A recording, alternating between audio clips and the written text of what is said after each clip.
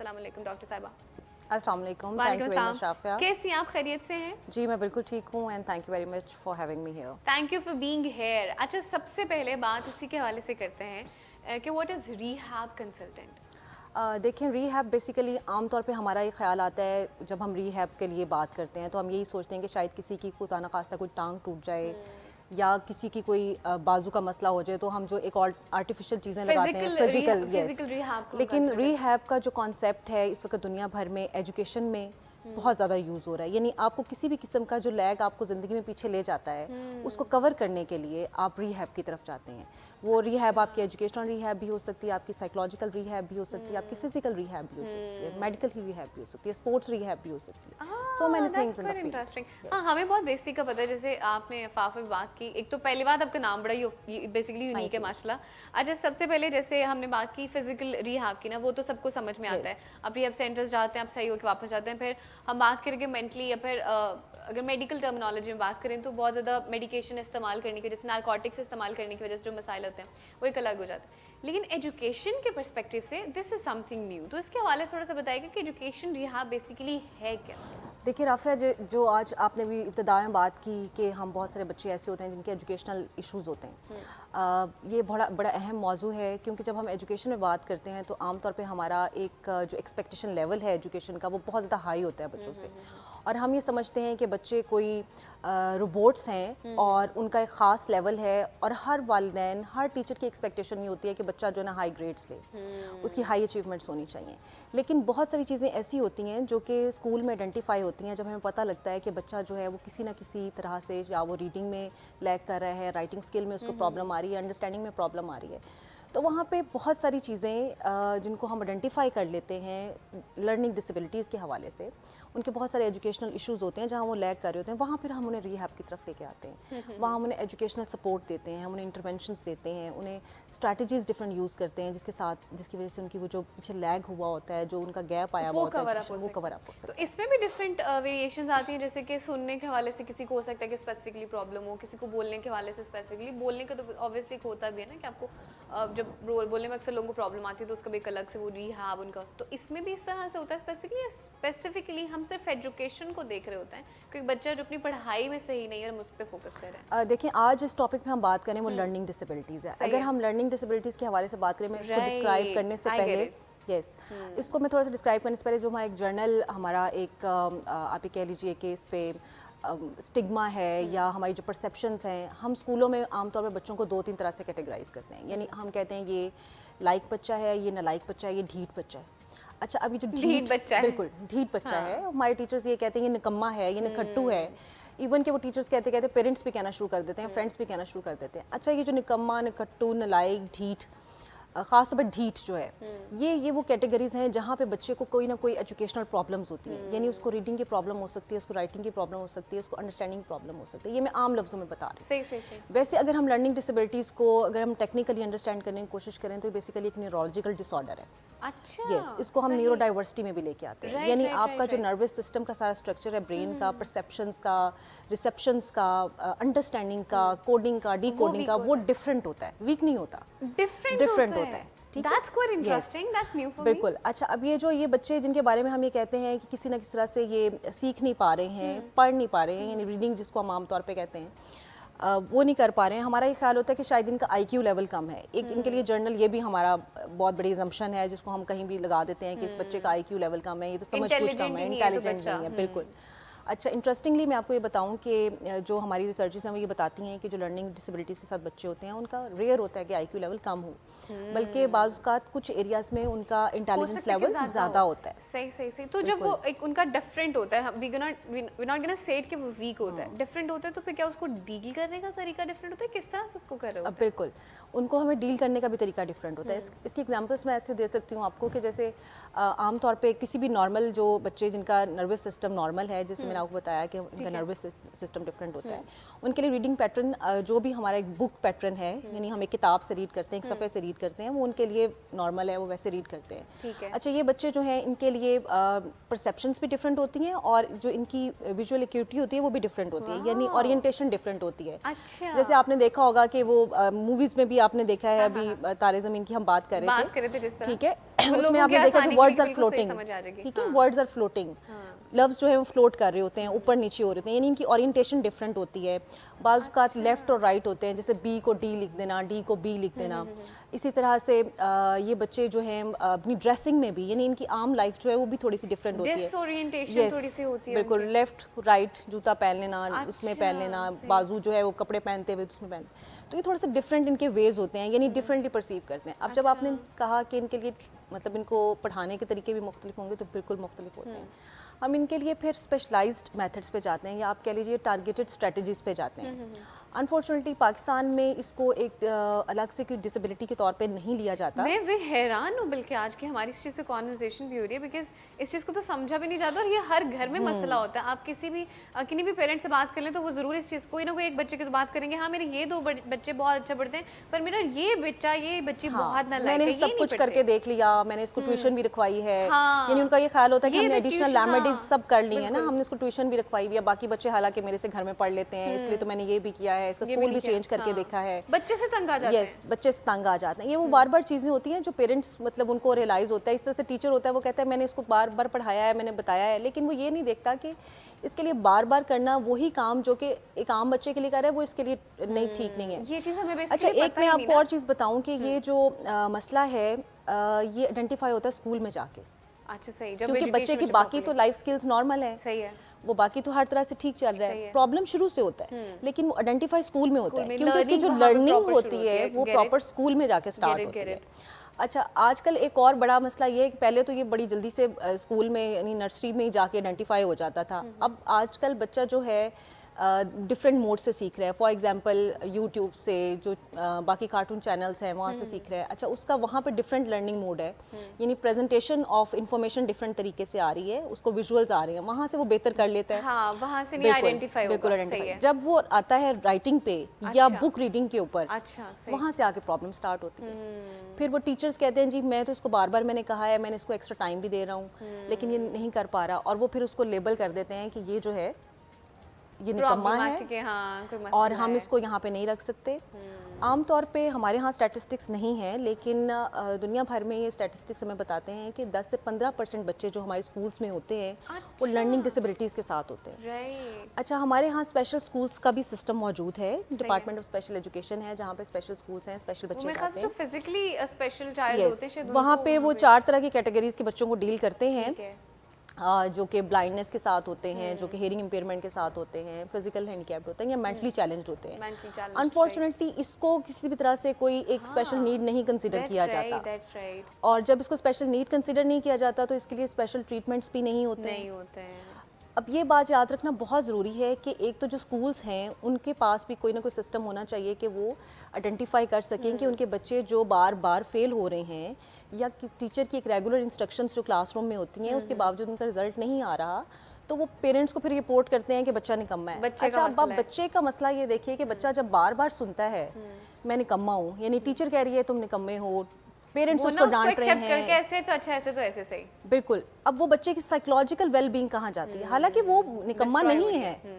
और जब हम इनके लिए ट्रीटमेंट्स की बात करते हैं या हम इनकी स्ट्रेटजीज की बात करते हैं, तो हम इनकी वीकनेसेस की बजाय हम इनकी स्ट्रेंथ्स को आइडेंटिफाई करते हैं। अच्छा, पहले मैं इसी चीज़ पे आने लगी थी कि बेसिकली हम ये वो तो हम उस पे आ जाएंगे ना कि इसका ट्रीटमेंट क्या, और फिर आइडेंटिफाइड हम प्रॉब्लम को कैसे आइडेंटिफाई कर सकते हैं। पेरेंट्स चले घर पे नहीं समझ आ रही, बिकॉज ऑब्वियसली आपको एक लर्निंग प्रोसेस नहीं है, and then you go to school, और वहाँ पे जब टीचर एक चीज़ देखते हैं, how do you teacher come to know कि अच्छा this could be a problem, कैसे उसको आइडेंटिफाई कर सकते काफ़ी आपने बहुत अच्छा क्वेश्चन किया, क्योंकि प्रॉब्लम यही है कि हम आइडेंटिफाई नहीं कर पाते ना कि ये प्रॉब्लम क्या है। मैं 2-4 चीज़ें बता देती हूँ जो कि टीचर्स भी इसको फॉलो कर सकते हैं और पेरेंट्स भी कर ठीक है, सकते हैं, सही, बट ऑफ कोर्स इसकी जो डायग्नोसिस है वो क्लिनिकल डायग्नोसिस होता है। अच्छा, या आप ये कह लीजिए कि कि एनी स्पेशलाइज्ड पर्सन, जैसे कि स्पेशल एजुकेशनिस्ट हो सकता है, साइकोलॉजिस्ट हो सकता है, क्लिनिकल साइकोलॉजिस्ट हो सकता है, जो कि इन चीज़ों को डील कर रहा होता है, सही, जिसको सही, पता सही, होता है। इसके लिए कुछ स्पेशलाइज्ड स्टैंडर्डाइज्ड टेस्ट भी हैं जो आइडेंटिफाई करते हैं। ओह, अच्छा, एक चीज़ इसमें हमें टेस्ट पे Yes. इसके बाद फिर बात करेंगे कि what अच्छा, are those इसमें एक चीज़ हमें बड़ी क्लियर रखनी है, आम तौर पे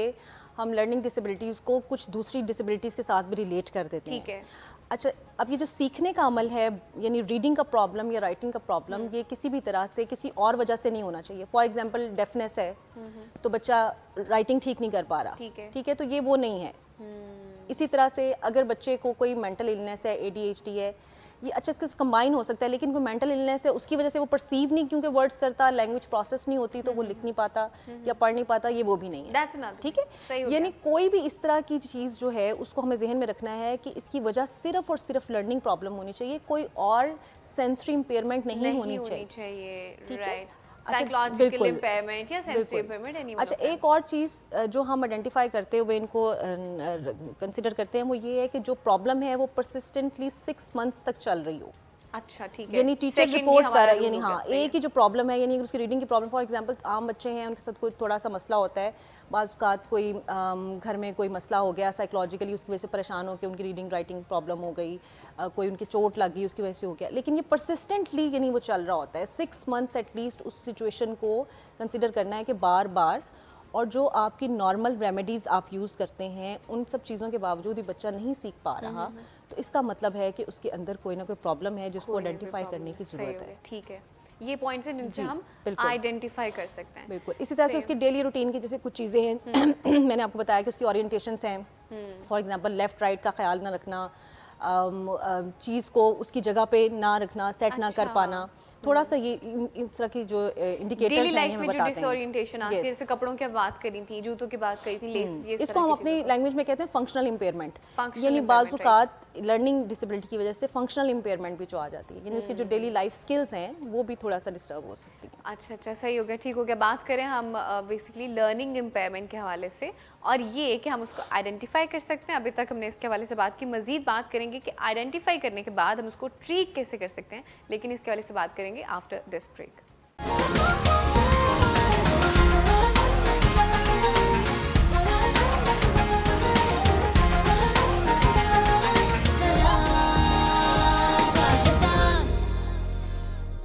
सलाम Pakistan, welcome back after the break. बात करें हम लर्निंग डिसेबिलिटी के हवाले से, लर्निंग इम्पेयरमेंट के हवाले से, कि बच्चों में जो प्रॉब्लम होता है which should be identified as a problem, और उसको फिर प्रॉब्लम समझते हुए उसको ट्रीट भी करना ज़रूरी है। हमारे साथ डॉक्टर फाफ मौजूद है और इसी के हवाले से हम बता रहे हैं। हमने इससे पहले बात की कि हमने आइडेंटिफाई किस तरह से करना है, वो आपने एक पूरा तरीकाकार बता दी किस तरीके से हम उसको आइडेंटिफाई कर सकते हैं। बात कर लेते हैं थोड़ा सा कि सोल्यूशन की तरफ, कि हम किस तरह से उसको ट्रीट कर सकते हैं।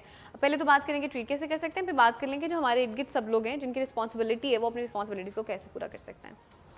राफा, इसमें ऐसे है कि अर्ली आइडेंटिफिकेशन ठीक है। और अर्ली इंटरवेंशन बहुत right. ज़्यादा इंपॉर्टेंट रोल प्ले करते सही। हैं। अर्ली आइडेंटिफिकेशन का मतलब ये है, जैसे अभी हमने सब बात की कि जैसे ही बच्चा स्कूल में जाता है, आम तौर पे आइडेंटिफिकेशन हमारे यहाँ तो लर्निंग डिसेबिलिटीज़ की इस तरह से होती ही नहीं बिल्कुल है। ऐसी है, बिल्कुल ऐसी है। और अगर कहीं जाके पेरेंट्स को एहसास होता भी है तो वो 3-4 क्लास तक में जाके होता है। अच्छा, 3-4 क्लास तक जब बच्चा पहुँचता है और मुसलसल वो फेलियर्स फेस कर रहा होता है, मुसलसल जो है वो डिस्करेजमेंट फेस कर रहा होता है, और पेरेंट्स की तरफ से भी उसके ऊपर लान तान हो रही होती है, टीचर्स की तरफ से भी हो रही होती है, तो वहाँ तक जाते जाते उसकी काफ़ी सारी जो उसकी मेंटल हेल्थ है या साइकोलॉजिकल हेल्थ है या मोटिवेशन है वो लो हो जाती है। अच्छा, हम लोग आमतौर पे एक ये भी ख्याल करते हैं कि इन बच्चों को चूंकि ये प्रॉब्लम जब आता है तो इनके शायद मोटिवेशन लेवल्स लो होते हैं। ये हमें ख्याल रखना है कि मोटिवेशन लेवल्स लो हमारा नहीं तो होते, पहला जो पॉइंट है वो होता ही है कि शायद ये बच्चा ये कुछ करना करना ही ही नहीं नहीं चाह चाहता। रहा। बिल्कुल, ठीक है, तो ये हमें जहन में रखना है कि बच्चे करना चाहते हैं, लेकिन ये जिस तरह से कर करना नहीं पा चाहते हैं रहे। यानी ये वो नहीं कर पा रहे जो आप चाह रहे हैं। हमारा आपके मसला तरीके ये, से जैसे मैंने आपसे कहा शुरू में, कि हम ये चाहते हैं कि हमने फिक्सेशंस रखी हुई हैं, हमने स्टैंडर्ड्स रखे हुए हैं हर चीज़ में। स्कूल ने भी एक स्टैंडर्ड रखा हुआ है, जो उस स्टैंडर्ड में फिट होता है वो समझते हैं कि वही ये सही बच्चा है। जो है ये ठीक है। अदरवाइज नहीं। आप मुझे बताएं, कभी आपने सुना किसी टीचर से कि वो कभी पसंद करती हो कि जो बच्चा क्लास में निकम्मा है ये मेरा फेवरेट बच्चा है?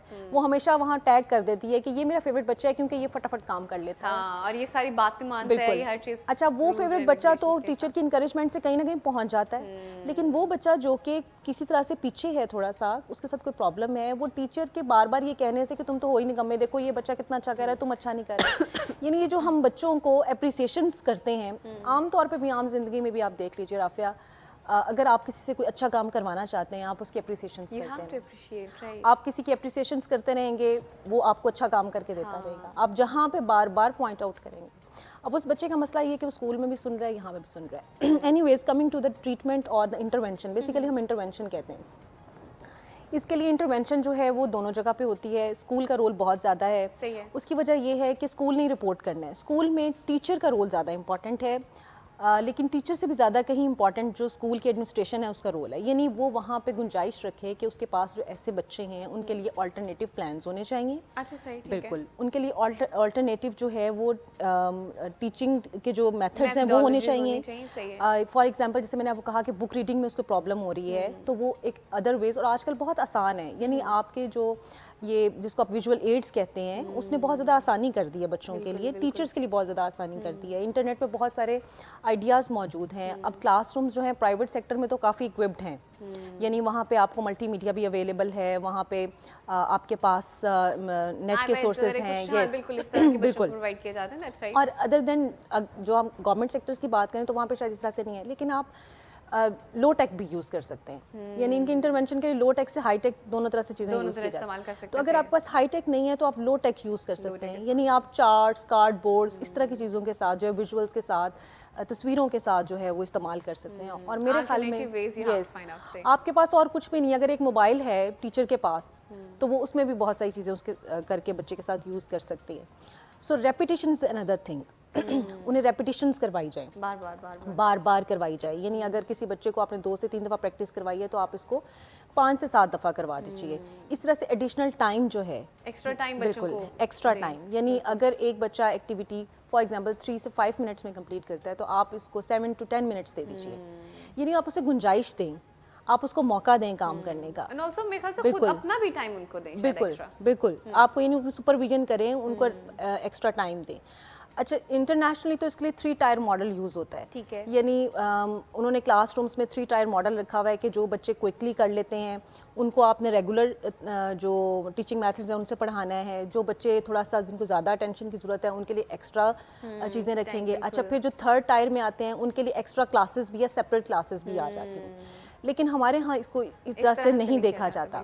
अब हमारे पास जब क्लिनिक में आते हैं तो वहाँ पे हम ये सारे काम कर रहे होते हैं, यानी जो उनको एडिशनल सपोर्ट चाहिए होती है वो क्लिनिक में मिलती है, वो हम यहाँ क्लिनिक पे प्रोवाइड करते हैं। लेकिन मसला यहाँ पे ये है कि हमारे पेरेंट्स इस बात को रियलाइज नहीं करते कि this is the important time of the child. Also realise नहीं करते, उसके साथ साथ आई फील लाइक कि वो एक्सेप्ट ही नहीं करते कि हमारे बच्चे में ये मसला हो सकता है। अच्छा राफिया, मेरे पास 2-3 केसेस ऐसे हैं जो कि मुझे ये लगता है कि बड़ी सक्सेस स्टोरीज हैं। पेरेंट्स चूंकि थोड़ा सा वेल अवेयर थे, पढ़े लिखे थे, तो उन्होंने आइडेंटिफाई कर लिया उनका बच्चा जो था वो क्लास 1-2 में उन्होंने आइडेंटिफाई कर लिया, फिर थोड़ा सा उन्होंने खुद से पढ़ना शुरू किया, दे केम टू मी। अब वो बच्चा जो है वो 7th-8th ग्रेड में है एंड ही इज़ माशाल्लाह डूइंग सो वेल। वो सिर्फ क्या है कि हमने थोड़ी सी रेमेडियल उसको जो टारगेटेड स्ट्रेटजीज हैं उसके साथ यूज़ की अर्ली क्लासेस में, और काफ़ी हद तक लर्निंग डिसेबिलिटी अगर स्वेयर लेवल की नहीं है तो मतलब जो हाई स्कूल तक जाते जाते बेहतर भी हो जाती है। लेकिन जब हम बच्चे को साइकोलॉजिकली उसको बार बार पिंच करते रहेंगे, पिंच कर देंगे, तुम निकम्मे हो, तुम कुछ कर नहीं सकते हो, तो वो हाई स्कूल तक भी कैसे जाएगा, वो दिल बर्दाश्ता हो जाएगा। तो आपने उसके लिए प्लान करते हुए हमेशा उसके स्ट्रेंथ्स को फोकस करना है, उसके जो स्ट्रेंथ एरियाज हैं उनको फोकस करना है। यस, बिल्कुल।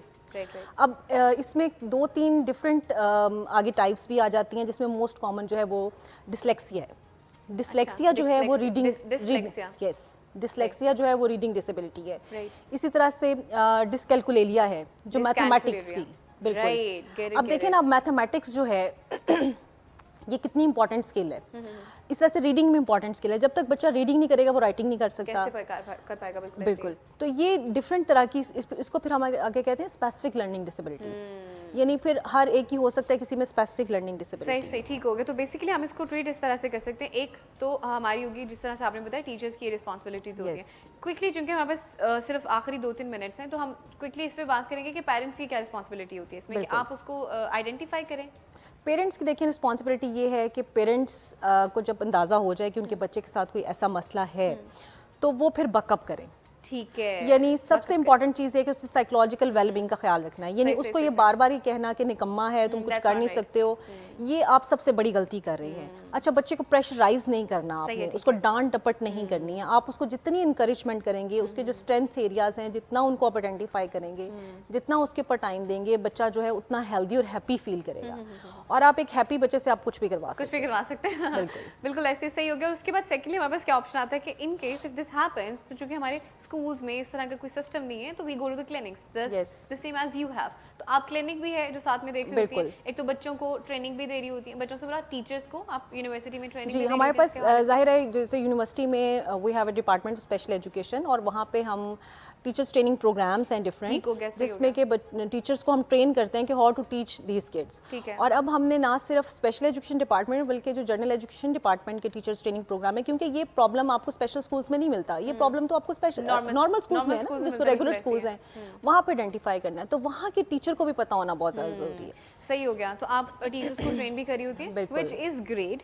Also you have a clinic in case कोई प्रॉब्लम होता है तो वहाँ पे you solve it out. Quickly से बात कर लेते हैं अवेयरनेस के हवाले से, क्योंकि आपको अंदाजा होगा चूंकि आप इस में खुद डायरेक्टली इस हवाले से काम भी करिए कि शायद लोगों को इस हवाले से अंदाजा ही नहीं है, अवेयर ही नहीं, तो हम किस तरह से उनको अवेयरनेस दे सकते हैं इसके हवाले से? देखिए, अवेयरनेस जो है मेरा ख्याल इसकी अवेयरनेस की ज़्यादा ज़रूरत स्कूल्स के अंदर है। स्कूल्स को ये बहुत ज़्यादा अंडरस्टैंड करने की ज़रूरत है कि आपके पास जो बच्चे आते हैं वो सबके सब एक जैसे नहीं हैं। अच्छा, ख़ास तौर पे हमारे बहुत आसान सा काम है, हमारे दो तरह के सिस्टम्स चल रहे हैं, एक पब्लिक स्कूल्स हैं, एक प्राइवेट स्कूल्स हैं। ठीक है, पब्लिक स्कूल्स ने तो इसका हल ये निकाल दिया कि किसी को फेल ही नहीं करना और आप प्रमोट करते जाएं, आसानी ढूंढ ली। प्राइवेट स्कूल्स ने इसको अल्टरनेटिव कर लिया। प्राइवेट स्कूल्स ने 3-4 ग्रेड तक जो है वो, बल्कि इवन के यहाँ तक भी मैंने देखा है, पेरेंट्स रिपोर्ट करते हैं कि 7वीं-8वीं क्लास तक बच्चे लेके जाते हैं। जो ही बोर्ड आता है तो उसके बाद बच्चों को कह दिया जाता है, पेरेंट्स को कह दिया जाता है कि जी ये बच्चा जो है ना, क्योंकि हमारा रिजल्ट खराब आएगा तो हम तो इसको भेज ही नहीं रहे, इसका दाखिला ही नहीं भेज रहे। हाँ, ये बड़ा मसला होता है। बिल्कुल। अच्छा, अब वहाँ पे जाके देखें, वो पेरेंट्स कहते हैं जो हमारा बच्चा 8-9 साल तक आपके पास पढ़ता रहा है, ये कैसे पास होता रहा है? तो इस तरह के भी इश्यूज हैं। स्कूल्स की बहुत बड़ी रिस्पॉन्सिबिलिटी है इस हवाले से कि वो बच्चों की जो नीड्स हैं उनको आइडेंटिफाई करें और उनको सॉर्ट आउट करने की कोशिश करें। हमारे तालीम का मकसद सिर्फ ये नहीं कि जो बच्चा लायक है उसी को पढ़ाते जाओ। जो बच्चे नहीं पढ़ सकते उन पे भी फोकस किया जाए। बहुत शुक्रिया डॉक्टर अफ़ाफ।